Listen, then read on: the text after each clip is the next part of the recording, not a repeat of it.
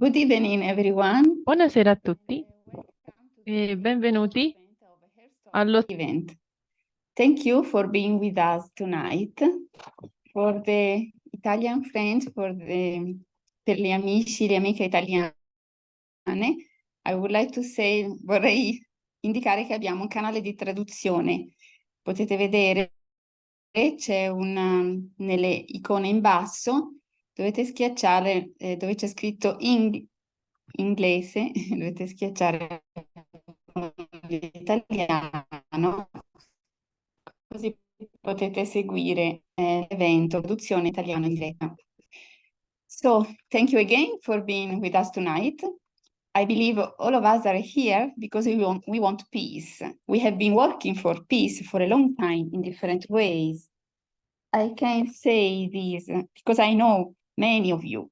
I am happy to see friends from Austria, from England, from the Middle East, from Italy, and many other countries.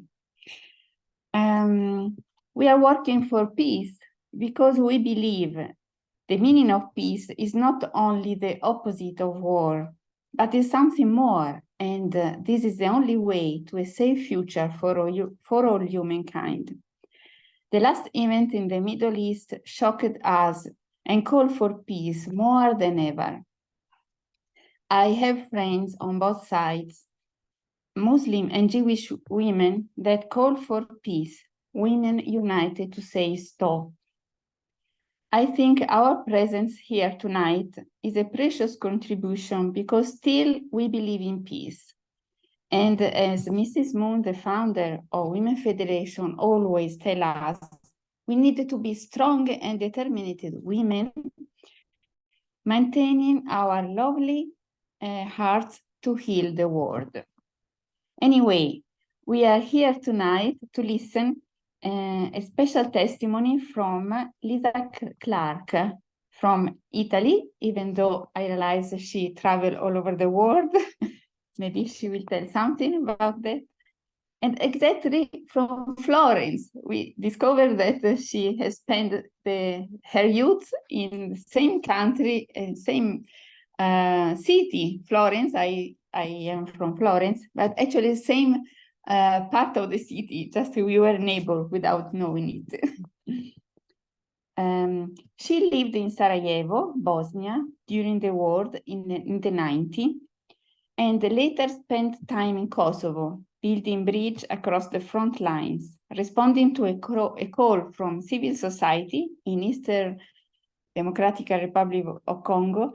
She helped organize a peace symposium there that covered representatives from many of the warring parties.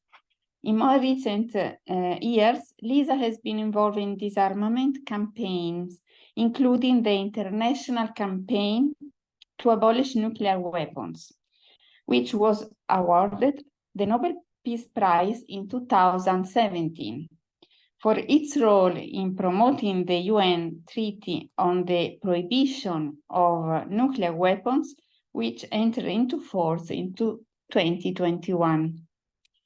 She's based in Padua and is actually supporting the movement Beati Costruttori di Pace, a Catholic movement that do a lot of activity supporting people, caring for poor people. When I called her on the phone a few days ago, she was in line with the van, waiting her turn to carry bread and food to distribute to poor people. So I don't want to spend time waiting to listen, and so interested to hear and listen from her. The floor is yours. Welcome with us, Lisa. Thank you. Thank you very much, Elisabetta. I hope you can hear me well enough. I can actually now see myself very big. Good. I'd like to start just by saying what I'm not. I'm not a leader. I have not been doing really important things. I am more, in a sense, a supporter or a facilitator of people who then do wonderful things. but I have seen a lot. I think I'll take my glasses off and see if I can see a little bit better. I think this is also important because one of the things that I have learned in the past 40 odd years that I've been active in war zones and in peace movements is that every action is important. And there can be so many different sides to being involved in building peace. As Elisabetta was saying, there are many other things other than just the absence of war. The absence of war is what we would define negative peace. But we're all after positive peace. Positive peace is where people can realize themselves to the full, where everybody can enjoy the rights that the privileged today can enjoy. And I believe in that seriously. And I also think that this is the message that gives everybody hope. And when people have hope, then their lives change, they flip over. Look at what we are seeing right now in the Middle East. There is not a shred of hope in any of that. That is despair. And despair leads to the worst outcome always. I wanted to tell you also that I joined the association, Blessed Are the Peacemakers, Beati Costruttori di Pace, more than 30 years ago. And one of the reasons was that the war in Bosnia had started, and Beati Costruttori di Pace decided that it wasn't enough just to be against the war, that it was important here too, again, the positive peace, that it was important to show our human closeness, our human solidarity with the people who were the victims of that war. And so we set off on a march to Sarajevo. Now, Sarajevo was already under siege. This was, I went to the 1993 march. There was a march before that in 1992, which I wasn't part of. But the 1993 march, Sarajevo had been under siege for over a year. So the people were cut off from the outside world. They did not believe that anybody cared about what happened to them. They were bombed and shelled every day. People were killed as they walked down the street. It was a terrible situation. The Bosnian Serbian forces had cut the water tank, the water pipes. They had cut the electricity lines. There was no telephone connection. So the people in central Sarajevo were completely cut off from the rest of the world. And they thought everyone had forgotten about them. Well, we got to Sarajevo. I then stayed and lived there for quite a while, for the next 2 years, 2.5 years, until the Dayton Agreement was signed and the peace treaty began to enter into force. It did not make peace, but it stopped the war. And the life in Sarajevo was something that I did not imagine. I could not have imagined, because when you are not in a war, and this was the first lesson I learned, I always describe my progress through the different wars as my peace education course. This is where I learned what peace should be all about and what the war is all about. The war is very different. This is the first thing I learned. If you look at it from the side of those who are being shot at, rather than the side of those who are doing the shooting. If you think of it, on our television screens or in the media, usually war is described by analyzing the motives of those who are fighting it. good or bad or whatever, but the motives of those who are waging the war. I think it's always bad, but that's because I believe in the first few words of the United Nations Charter, which says that we are here peoples of the nations of the world, the peoples of the world, in order determined to save future generations from the scourge of war. I believe that all war always is criminal. Anyway, it's bad, and war should be totally outlawed. There are always other ways to resolve problems. So as I was saying, I learned that there is a completely different vision of war when you're on the receiving side rather than on the shooting side. I also learned that there was an extraordinary power of resilience and resistance against the damage that war wreaks on people's minds, on people's psyches. The fact that you become imbued with hatred or perhaps a wish of vengeance. That is what war does to people before, or even if it does not kill them or hurt them physically. It does this. And in Sarajevo, I found out that it was primarily the women who resisted against this. I tell an anecdote often about one day when the shelling started. Sometimes there would be mornings in Sarajevo when the shelling would start early in the morning, and not me, but my women friends in Sarajevo would tell me, today it's going to be bad, it's going to be shooting all day, so let's go down to the cellar of the next door block of flats. So we would go down there where it was safe. It was dark because there was no electricity anywhere, but in the cellar, no electricity means that it's very dark.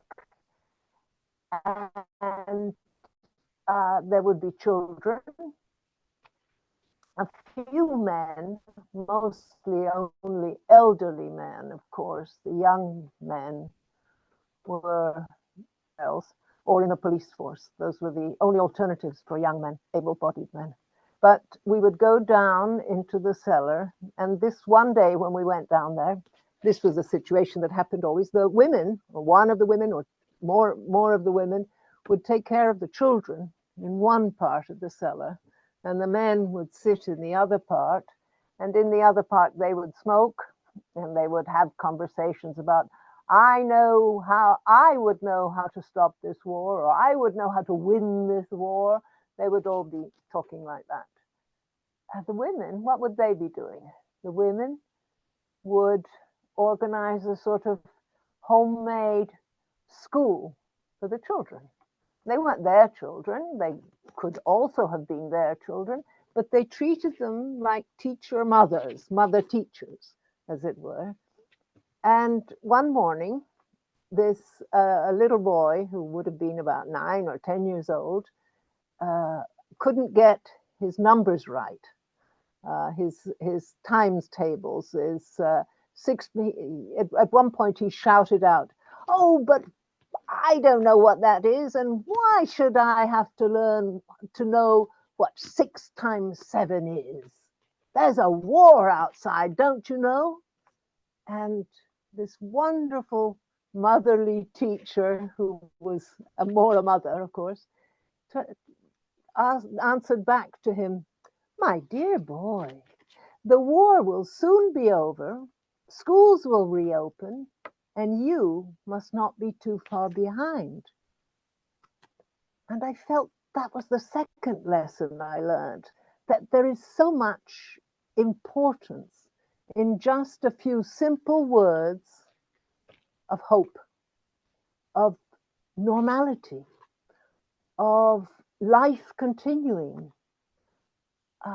to give the children the idea that someday and not too far away, but someday it's going to be possible for a 9-year-old or a 10-year-old to have to go to school, learn his numbers, his tables, and think about, you know, what food he likes to eat, but not where to get food, which was the situation in Sarajevo during wartime, what food he likes, and feeling safe, and knowing that he will grow up, knowing that he's got his parents around who are loving him. And I realized that this was the most important, one of the most important actions of resistance against war and against the war mentality. And so that's why I say I felt that that was my university peace education. The other thing that's very important, and I was asked this later in my activities, was what is the contribution of women to peace processes? And my first answer to that is, if there is anything to rebuild after a war, I was thinking of Sarajevo, but I could have also been thinking of Kosovo. If there is anything left of society to put back together again after a war, it's thanks to what the women during that war will have kept afloat, as it were. They will have kept it alive, whereas the men, poor things, perhaps because they are obliged in many cases, but also because they feel that it's more manly thing to do, will be off fighting, will be thinking with the war mentality, whereas the women will be thinking with the future peace mentality. This is at least my experience. I remember that I was invited to a big summit of Nobel Peace Laureates, because I was the co-president of a Nobel Peace Laureate organization called the International Peace Bureau for a few years. And I was invited to Colombia just a few months after the very, very important peace agreement was signed in 2016. And so there was so much excitement going on because after decades of war, the government of Colombia with the president had signed an agreement, a peace agreement with the FARC. You've heard of the FARC. They joined, and they joined the government, and they said, yes, we will now participate in elections and have a parliamentary representation and so on. And so they asked me the question, and I told them this about the women. And then I met lots of groups of women, especially peasant women, indigenous women from the countryside where the fighting had been most fierce. And they told me that for years and years and years, these women had, for the most part, been responsible for feeding the communities, because the men had been off fighting and they had cultivated the fields and grown the food for alone and managed this. And yet, now that there was a peace, there was no provision for them to own the property that they had cultivated. So this had been included in the peace treaty agreements, and they were trying to implement this. And this was a group of women who felt that they had done their bit to keep the country alive, and now they wanted to take on the responsibility also on paper, as it were, and not just physically with their own families. And I found that fantastic. There are some statistics. I read some statistics about the role of women in official peace negotiations. And on average, apparently, women only represent around 13% of the negotiators of peace agreements, and only and are only 6% of those who actually sign the peace agreements. Yet, when women are included in the peace processes, there is a 35% increase in the probability that that agreement will last 15 years or more. So women play this much greater role in peace processes, but in many parts of the world are marginalized and kept out of them. So this is something I think that we can all do something to help, do something about. The way women approach the task of ending a war or of stopping violence or of upholding human rights, even when there is no war, but when there is an injustice, radicalized injustice in society, women are active primarily in forms of non-violent action, as opposed to armed struggle.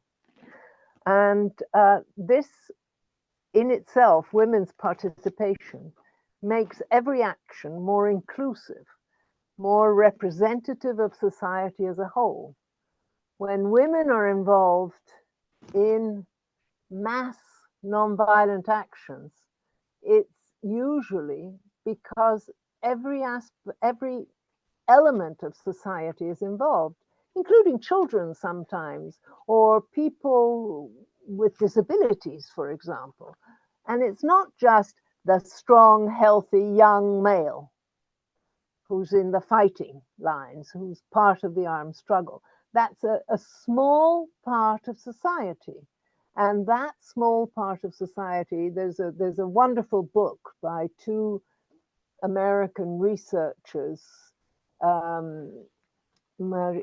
forgotten the name of one of them, Maria Stefan and Erica Chenoweth, that have studied 320 civil resistance movements over the course of the 1900s until actually 2006, I think it was, their research. And they have found that not only are broad popular movements made up of everyone in society working together with not having chosen nonviolence as their modality of resistance, not only are they more successful in achieving the results, and they are 56% of nonviolent actions were successful out of these 320 movements, whereas only 26% of armed struggles were successful. But not only that, but if you look at the situation 10 years after that, you find that 43% of actions achieved by armed struggle have returned to violence. So half of them have failed. Even there are half of them that achieve the success, and half of those lasts less than 10 years, whereas nonviolent revolutions after 10 years are still free from violence in 70% of cases. So you see that that's the other thing that I learned as I was traveling around the world in the war zones, that nonviolent struggle, nonviolent action is the way to guarantee greater success. The reason for that is also that it lasts for a long time because the methods are already part of the vision of the society of human rights and equality that they want to build after the end of their action. They're rebelling against oppression or rebelling for human rights for all people, against the oppression of minorities, and so on. To get back to some of the women I met over my career, I guess we can many of them taught me things that were truly essential. In Africa, you mentioned the fact that we went to the who had 6 children born, 1 girl and 5 boys, and her 1 girl had been raped by militiamen. The war in the Eastern DRC was very violent, full of many militias fighting against each other. The girl had been raped and lost her mind. She went completely crazy and could no longer do anything and was just being cared for by the mother and was a nervous wreck, poor child, a teenage girl. The boys, she said, the mother said, had all gone off to fight, one after the other. And they were fighting with different militia groups, because different militia groups came around at different times and offered different amounts of money, amounts of food, different bribes to get them to join. Many of them, most of these 5 children were still children when they were enrolled, so they were like child soldiers. They were now adult, she told us, this woman told us. And she said her life is taking care of the nervous wreck, that is her daughter, and waiting for the news that one of her sons has killed another one of her sons, because they're fighting the militias on different sides. This was such a touching and such a dramatic story that when we had the symposium that you mentioned in your introduction of me, the symposium, it was very grandly called the International Symposium for Peace in Africa, but it was an important event in Eastern DRC, where there were several million people died because of that war that started in 1999 and in theory ended in 2006, but is still going on in different forms.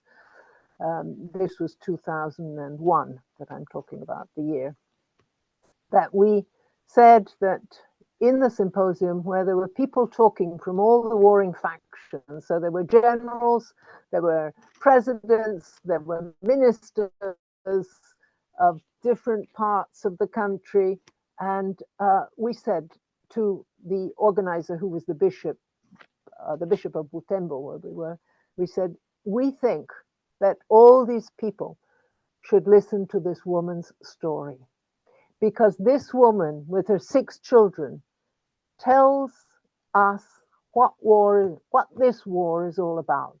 And if they can, if they still have a conscience, if they still have something human inside of them, this will be more important for them than any of their fighting reasons, their logic, their rationale for fighting. This was agreed. And the woman, who was, of course, terrified, but we begged her to stand up there in front of them and say these and tell her story. And she did. She did in the end. It was fantastic. It was so moving. The other people in the room, not the leaders, but there was also a lot of public. The whole city, really, practically, of Butembo was there. And the audience were, that they had to hold their breath, as it were. They couldn't relax while listening to her. And they realized that she was just an extreme case, but that each of them were also experiencing something very similar to that. And the next day, which was the Sunday, which was the end of the symposium, there was the bishop had announced that he would hold a huge open air mass for everybody, and there were thousands and thousands of people came from nearby towns as well. And the leader militia, of the faction that had conquered that part of Congo in that period, because they kept on moving around and fighting each other, also came. He turned up, and at the end of the mass, he stood up. He asked to speak, and he stood up and said, "I have heard your message, and I herewith ask my soldiers to leave the towns of Musienene, of three or four towns where the soldiers had committed atrocities against the civilian population." And they did. And the next morning they all left, these soldiers. It's not the happy ever after story that we would like it to be, because of course a few weeks later fighting resumed and so on, but the peace process was allowed to begin. A lot of the civil society people who had not listened to the calls from the South African mediators, who were saying civil society must be a part of our negotiations, and they had said, "Nah, we don't believe in it. We don't believe it's possible. We think it's all impossible because these people will never change their minds. They will never change their ways. The only way is to fight them and get rid of them." Well, after this, they changed their mind, and they thought maybe there is a way of convincing them to work for peace, to accept a peace treaty. South Africa, the following year, they all went to South Africa for the peace talks altogether, including civil society. Now, I have millions of other things that I could talk about, but I've already talked for about half an hour. So maybe someone would like to ask a question or something. I'll leave it up to you, Elisabetta, to decide what I should do now. Okay, thank you. It was already so much, but yeah, maybe we can see if there are some questions from the people listening. Yeah. I see there's some messages. What I heard confirmed what I already knew. I mean, the women have a key role in the peace process. And you confirm again with your experience that it's true, when the women are there, they can bring a more, the peace can make a route more easy. It can be spread in the society. So the resolution of United Nations 3025 is really very important.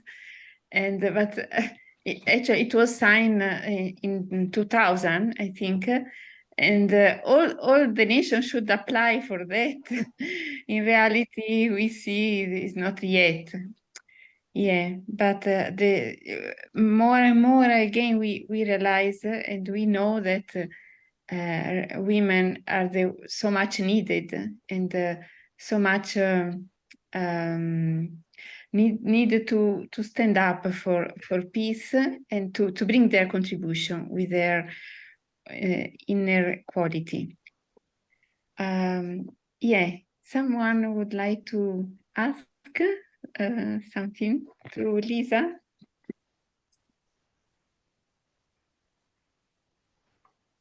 I don't see anyone, but Mitty. Thank you very much, Lisa. That was amazing. I learned so much actually from your talk. Yeah, I was just amazed by these women in Sarajevo, you know, that they were looking after the children and giving much more of a focus towards the future, you know, than focusing on the actual moment, where children would be more traumatized and more, you know, difficult to overcome, you know, the circumstances that they're going through. I mean, to have that kind of ability as a woman when you're as a mother, even though they're not your own children, some of them, as you've mentioned, is quite remarkable actually, to have the depth of women's love towards others actually. And yeah, that was an amazing part. And I'm sure there's many more stories around that ability of women, I do also think there are the fathers as well, the fathers don't want to go to war, but because of the circumstances, there are very, very good men who want to stay with their children and their wives, but for the sake of protection, and also taking their own sons to war as well. It must be so heart-wrenching for the family in its entirety, So yeah, thank you for sharing that point. It was really quite touching, actually. And war does bring out the worst, but also the amazing ability that human beings have in them to not go deeply into the actual realistic situation that they're facing. They have to find a way to protect themselves. Yeah. So yeah, that was really good. And also the fact that you mentioned about this mother in the Congos, and that their children may even end up fighting with each other. And what an incredible, difficult dilemma that this mother has to go. And I mean, what is there? What can she do, really? I mean, it's very difficult, isn't it? So I mean, yeah, peace process is not that easy, and the lack of women, like you said, it's 13%. Only 13%. So how can one improve that? What is the way forward? How can we get more women visible and present at the decision-making tables and policy making? What would you kind of suggest from your experiences of working in this field? Thank you. I think it's cultural. I think there is something to do. I think the media can help. They disseminate an idea of war that is sexy, that is glamorous. And this is absolutely dreadful, because it means that people think, you were talking about men who may not want to go and fight and have to. Well, I hope that that's the way it is, but I have a feeling that for many it's not like that. It's the adrenaline, also. And this is where we've got to intervene. And I think we've got to act on education from the time people are children, but not just formal education in school. I think, many of our associations, for example, I don't know, there are many organizations that bring together children, like the Boy Scouts in Italy. The Boy Scouts work very, very hard on disseminating a peace, an idea of peace that that starts from the time they're very young. But then, I don't know, when they become adolescents, they think things change a bit, and it becomes more of, well, that was fine for children, if you know what I mean.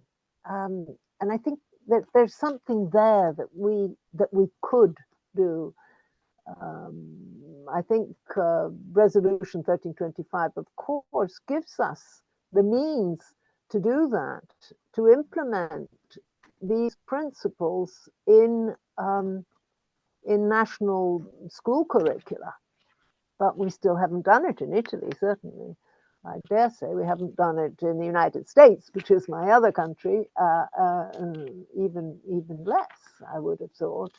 There is a glorification still of the military, a glorification of war. War is just and right.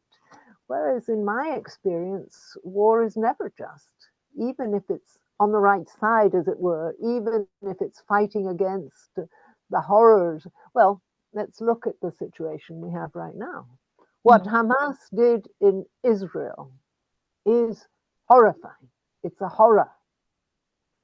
But is the bombing and the siege and the blockade of Gaza and the results on the civilian population of Gaza, which are not all, who are not all Hamas supporters, is that any less horrible? It is. It's also a war crime, certainly. So why can't we just come to the conclusion that any kind of that kind of violence and war is criminal? And there are other ways. There must be other ways. And if we look for them hard enough, and if we are all convinced that there are other ways, we will find them. Yeah, it's usually dealt after the actual war, you know, then you have the Hague where you bring the criminals, you know, to court, and then, but also already the damage is done, you know. There's so many reoccurrence, and the what's the word, the implication of war is already damaged so many, you know. It's just so difficult to restore that kind of Let's be more positive, though, because especially in Israel and Palestine, there are multiple organizations, manifold organizations there that are doing that now, that are starting. They have been doing that for decades already, since the wars started. For example, I know the people from the Parents Circle.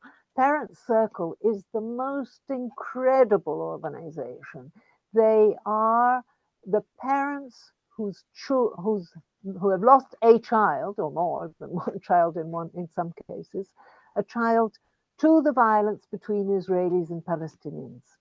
And they always put together one Israeli parent and one Palestinian parent, each of whom has lost a child, and they come together to say that, to tell their stories. My child was killed by one of yours, your child was killed by one of mine, and we want this to stop.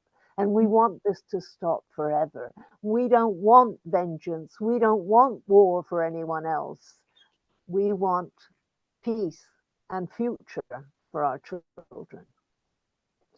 Then there are the combatants for peace, also Israeli and Palestinians together. They were people who had a change of heart. They used to fight, and their conscience told them that they could no longer fight. And so they come together, again, an Israeli and a Palestinian together, who say, I have given up weapons. I will not pick up a weapon ever again. I believe that this is the only way that we can go towards the future, together. So all of these things exist, and if we all could give them give them a stronger voice, I'm sure that things could get better. I do believe that everybody has a conscience. There are people who refuse to listen to their conscience, but if you get in through the right way, you can probably touch it somehow. Yeah, absolutely. I agree with you there. Maybe I'll let someone else ask a question. Yes, absolutely. We need to raise the conscience of civil society so that the civil society can have more power than few people that lead the nation in so bad way somehow. And yeah, the ones who suffer most are the family, the civil society, and they are the ones who don't want the war. So yeah. Thank you. Someone else would like, or Carolyn. Caroline, yes. I'm sorry, I just came in maybe 15 minutes ago, so I didn't hear everything that you said. I'm based in Geneva. I represent the Women's Federation at the UN, and also am head of a network of women's NGOs at the UN. And I don't know if Mitty and Elisabetta told you about it or not, but what you expressed about this kind of indignation that we have to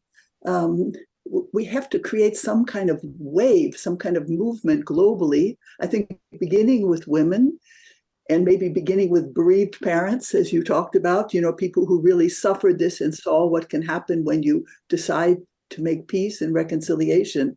But we have a program that we created called No Peace Without Women. And we made several events, but it was exactly the sentiment that you expressed. It was right after the outbreak of war in Ukraine. And we all sort of felt at the same time, with some of our friends at the UN and some other ladies in high positions, that no, we cannot settle for just when things get difficult, we just fight and kill. There has to be another way. And of course, with the idea that we know, because we do that in our families, actually. We are peacemakers all the time. We have that experience. So why can't that be expanded? If we really all get together and think like that, and each one with our different sectors. And also you were talking about adrenaline.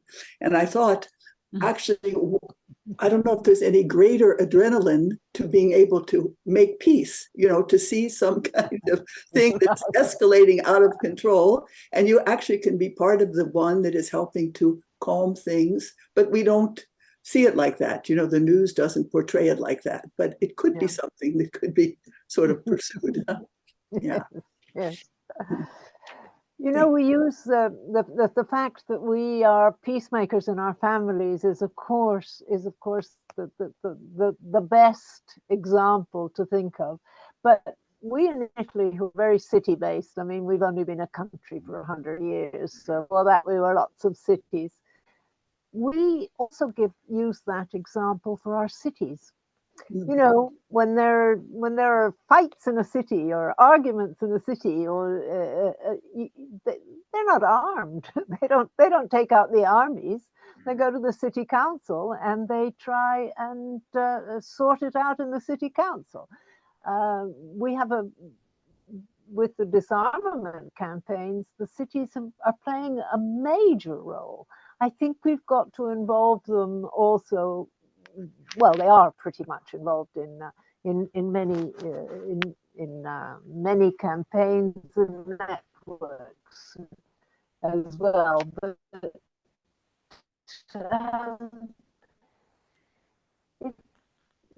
I think the cities are another example. True. Had it perhaps. It was interesting when you talked about the women in Colombia, that while the husbands were on the front line, they were able to care for the ground, the harvest and the cultivation. So they were able to bring food to the country. It's incredible. Yeah. So the women can play many roles, Yeah. and they can support, and And I think the same adrenaline of the men can be conveyed in some other way than words, can be conveyed some more important and useful way. Yeah. Also, when it was when we after the during World War II in Britain, it was the women who were taking over of the farming and also even the machinery and preparing. Unfortunately, weapons. It had to be because all the men were in the front line. So it's women who had to step in the roles of men. So obviously, women are capable of doing more than one, as they're accredited, actually. But when peace is there, somehow women are kind of a little bit sidelined, unfortunately. And then they have to fight for their rights to be seen again. But in times of real conflict, women really do stand up and fight for themselves, but also for others as well. It's an incredible nature. Absolutely. That is my it's cultural, but it's it cross-cuts all cultures, because I've found it in all the countries I've ever been to, even though they are of different cultures, completely different cultures. I mean, the Congo or Palestine, or Bosnia, Colombia. I've been to all those places, and Mexico, and yet the women have that same role in society, which they cut out for themselves, which is the role of nurturing, of protecting, of envisioning the future for the children. That is their role in all these cultures. And they take it on willingly. It's very hard work, and they take it on because they feel that this is their role. Well, I think I've taken up a lot of your time, all of you, but thank you for asking me. I think there is maybe the last question from Zoe. You're welcome. Please unmute Sorry. yourself.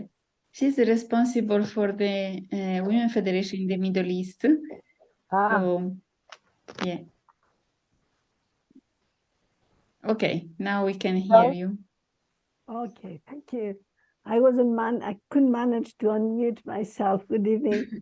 Yes, Good like evening. Elisabetta said, I'm responsible for the branch of our organization for the region of the Middle East.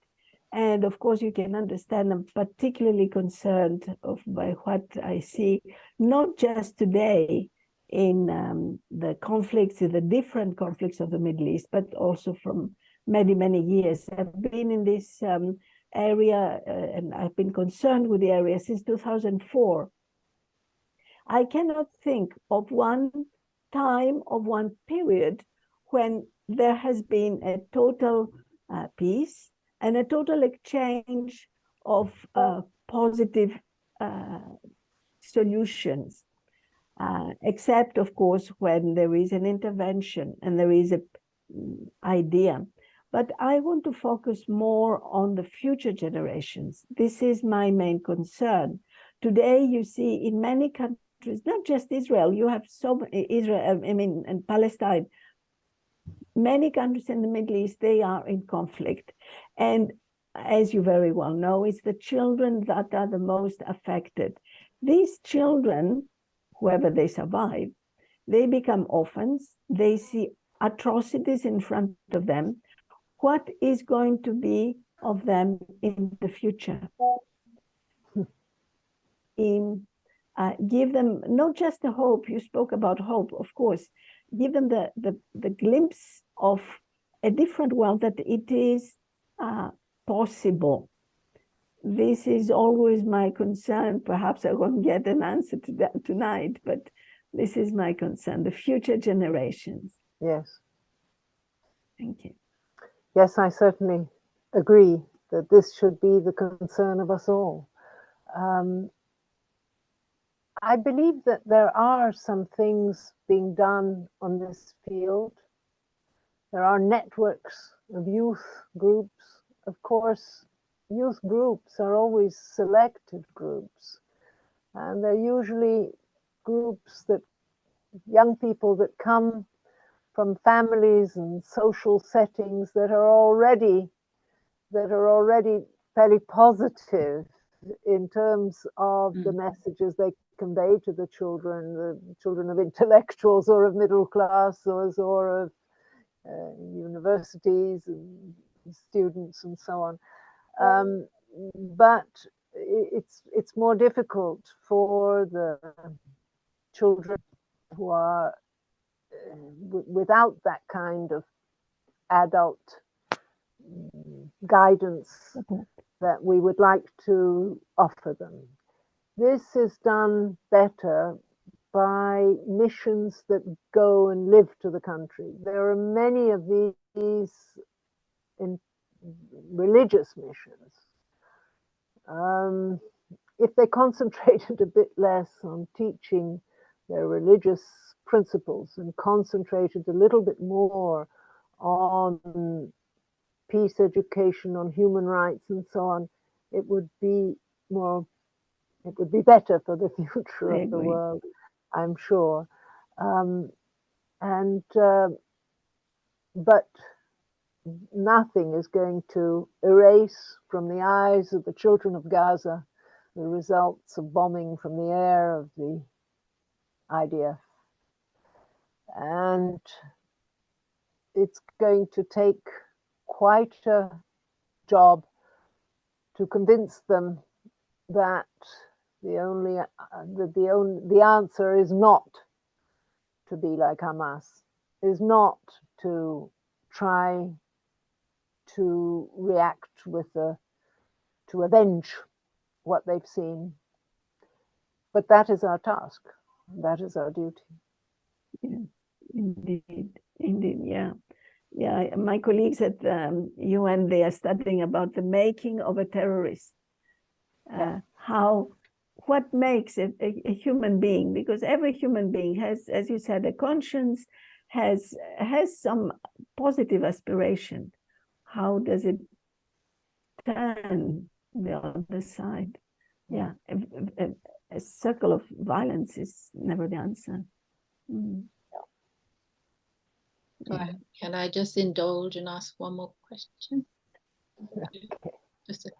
I just would like to know, that your organization was nominated, well, received the Nobel Peace Prize. Could you just touch a little bit on that, the process of that? Really. Somehow I'm involved with two Nobel Peace Prizes. One is the International Peace Bureau, of which I was elected to be co-president. You should know this, Carolyn Hanshin. For the International Peace Bureau, we used to be based in Geneva. So the first years that I was president, we were in Geneva, and then we moved to Berlin. Which is much cheaper to live in than Geneva. And but that was a peace prize that was awarded in 1910. And although I'm old, I'm not that old, and I wasn't around in 1910. But it did allow me, as co-president for my two mandates, 6 years, to be invited along to the Nobel Peace Laureate Summit meetings, which happened quite frequently. It used to happen every year. Now it's a bit less frequent, but and that's why I was in Colombia. That's on another occasion I was in Korea, walking along the demilitarized zone, doing things like that. I was also in Mongolia. There's it's quite a perk to be a co-president of a Nobel Peace Laureate organization. And you get to know a lot of fabulous, interesting people. The other thing that probably is what you're asking about, Mitty, is the Nobel Peace Prize awarded in 2017 to the International Campaign to Abolish Nuclear Weapons. I was quite marginal in this, but I have been extremely active trying to get Italy to join this campaign. And I am one of the people who never stopped talking about the need for nuclear disarmament, even when it was not fashionable. Now it's fashionable, alas, again, with Putin's threats and moving nuclear weapons into Belarus, and the fact that the US and the US is modernizing its nuclear weapons, and terrifying things are happening. The tensions are also ratcheting up to the nuclear level these days. So we have to be very careful about that. That was a process that began, actually, it was quite quick. It was the trick was networking. Global modern technologies allow us to do without the huge expenses that would have been necessary a few decades ago. Stopped recording. Is that because it's time is up? I'm sorry. It's okay, no problem. Yeah. But anyway, I was saying countries and associations, civil society organizations,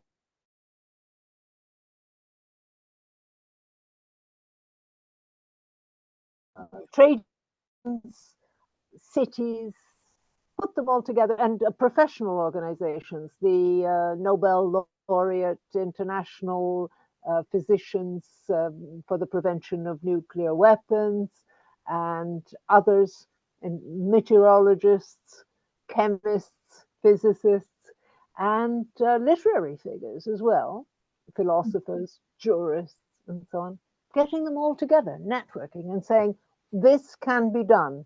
An international treaty banning nuclear weapons can be done. We now have the signature of half of the members of the United Nations. And over 60 countries have already ratified it. So it's entered into force.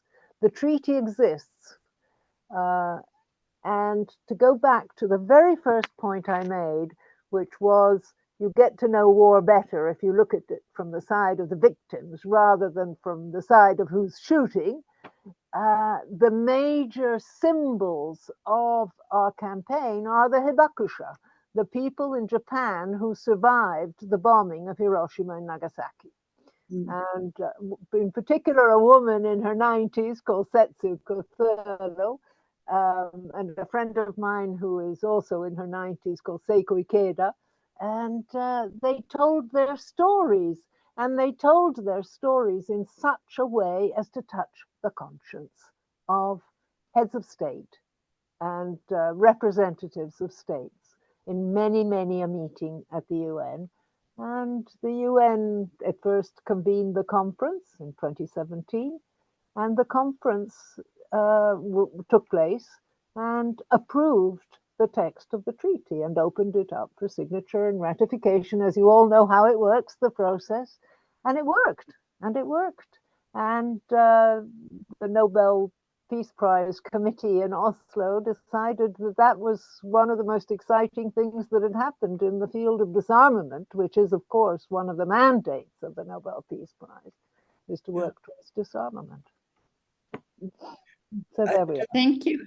Another question. Okay. I just wanted to add You one. can't, Carolyn. You know, because that's the one side of this nuclear treaty is, of course, coming. It's like the against something, but then there's the Culture of Peace program, which I'm sure you know Ingeborg Brein is, right? Of course, yes. Yeah. Yes, she was co-president just before me.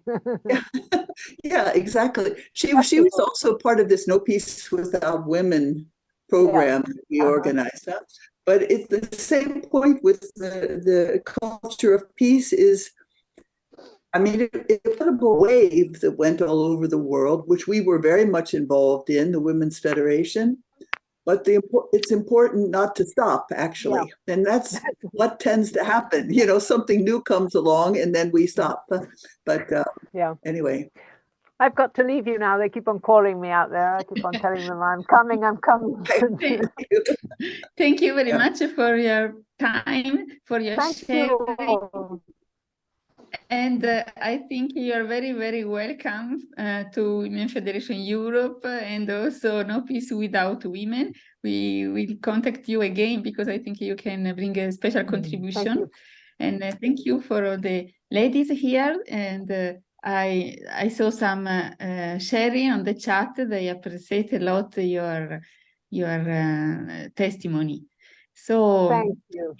Yeah, thank you to all of you. Thank you very much. Wishing a great evening. And if you want to see again this video or other video, you can find in our website, Women Federation for World Peace Europe, or the HerStory, or the precious story of the speakers who were invited by Women Federation. Thank you so much again, and good evening. Good night, everybody. Thank you. Thank you very much. Thank you.